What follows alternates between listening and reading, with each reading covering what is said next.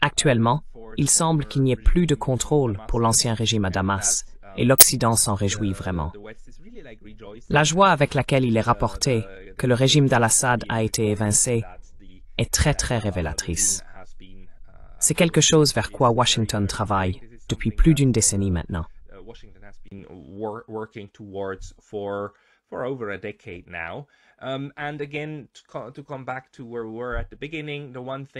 Et encore une fois, pour revenir à notre point de départ, ce qui est vraiment devenu clair, c'est que les forces syriennes étaient extrêmement faibles et qu'il devait s'agir d'une décision stratégique de la Russie de ne pas mener cette guerre et de ne pas mourir sur cette colline.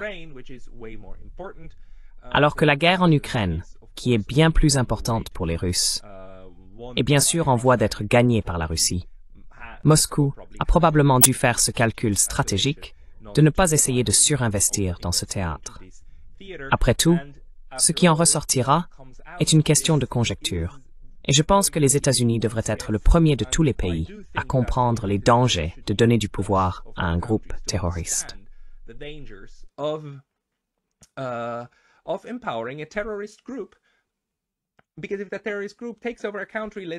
Parce que si ce groupe terroriste prend le contrôle d'un pays, disons, appelons ce pays, juste pour un instant, l'Afghanistan, et appelons le groupe terroriste les talibans qui combattaient l'Union soviétique, et que vous avez soutenu avec toutes ces armes, parce que l'ennemi de votre ennemi est votre ami.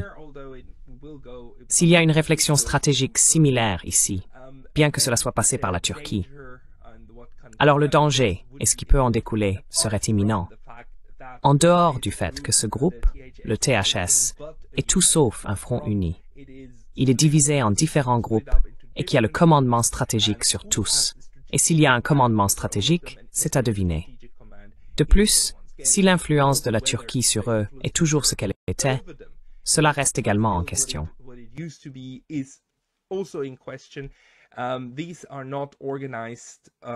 Ce ne sont pas des forces organisées.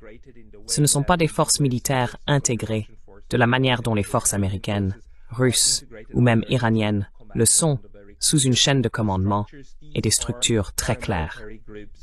Ce sont des groupes paramilitaires qui coopèrent et qui sont maintenant en charge d'une vaste étendue de territoire. Ce qui signifie également qu'ils ne sont pas partout et que tout n'est pas surveillé. Par conséquent, c'est toujours une poudrière. Bien que nous voyons maintenant en Occident ces images de personnes apparemment en train de célébrer et d'être heureuses, ce qui attend les personnes qui sont maintenant sous l'emprise de ce régime est une question ouverte.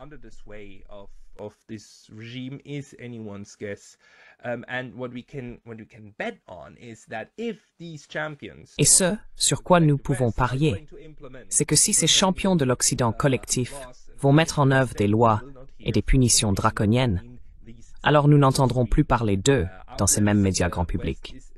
L'Occident considère certainement, et à coup sûr, cela comme une victoire stratégique, bien que je sois assez sûr que du point de vue russe, cela va être un retrait tactique d'un théâtre qui n'est pas sans importance. N'oublions pas que c'était le seul port en eau chaude auquel la marine russe avait accès en dehors des ports qu'elle contrôle immédiatement en Crimée, etc. Donc, nous ne savons pas si les Russes se sont déjà retirés. Cela n'a probablement pas encore eu lieu. Mais il est peu probable que la présence militaire de la Russie en Syrie se poursuive dans ce scénario modifié.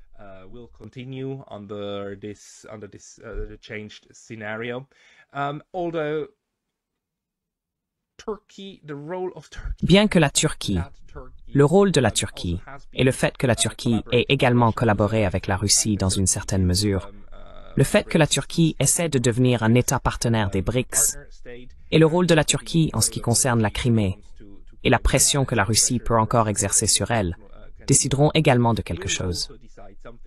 Mais il y a une rivalité en cours, très claire, entre Erdogan et M. Poutine. Maintenant, tout ne se résume pas simplement aux personnalités, bien que cela ait un impact. Mais le tableau au Moyen-Orient a changé, malheureusement, surtout pour les Palestiniens. Cela n'a pas changé pour le mieux. Il y a maintenant encore moins de pression sur Israël pour arrêter le génocide à Gaza. Les Iraniens sont plus isolés que jamais, c'est avant tout aussi une défaite tactique stratégique pour l'Iran. C'est also a strategic tactical defeat for Iran, and I have friends. Et j'ai des amis qui observent la région depuis des décennies, qui me disent qu'ils croient toujours que c'est une étape supplémentaire vers une guerre avec l'Iran, car maintenant tous ses alliés dans la région ont été soit affaiblis, soit éliminés. Le régime d'Assad a disparu. Le Hezbollah a été sévèrement affaibli. Le Hamas lutte pour sa survie à Gaza. Les Palestiniens sont en train d'être éradiqués. Donc Israël semble être sur une lancée stratégique ici. Cependant, il faut le dire encore, ce sont des forces islamiques.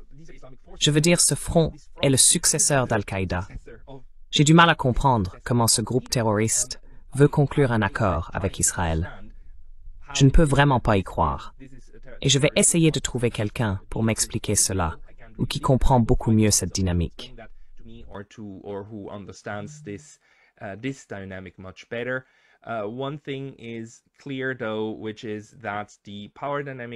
Une chose est claire cependant, c'est que la dynamique du pouvoir en Syrie est en train de changer. Pas pour le mieux. Je ne m'attends pas à plus de stabilité, car encore une fois, la stabilité n'est pas dans l'intérêt ni d'Israël, ni des États-Unis. Un flux continu de chaos est ce qui sert le mieux les intérêts actuels, car tant que tout le monde est divisé, instable et se bat entre eux, c'est le meilleur environnement pour que les intérêts occidentaux, américains et israéliens dans la région prospèrent réellement, car une Asie occidentale unie est une menace pour les intérêts américains.